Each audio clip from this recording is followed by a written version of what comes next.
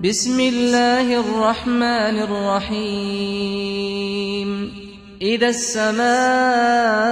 انشقت وأذنت لربها وحقت وإذا الأرض مدت وألقت ما فيها وتخلت وأذنت لربها وحقت يا أيها الإنسان إنك كادح إلى ربك كدحا فملاقيه فأما من أوتي كتابه بيمينه فسوف يحاسب حسابا يسيرا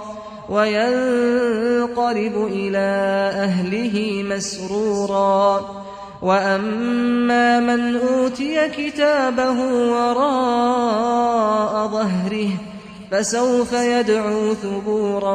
ويصلى سعيرا إنه كان في أهله مسرورا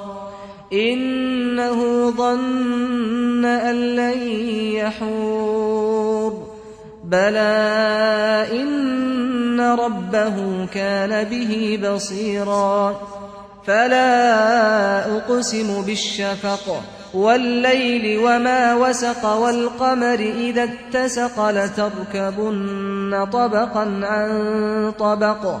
فما لهم لا يؤمنون وإذا قرئ عليهم القرآن لا يسجدون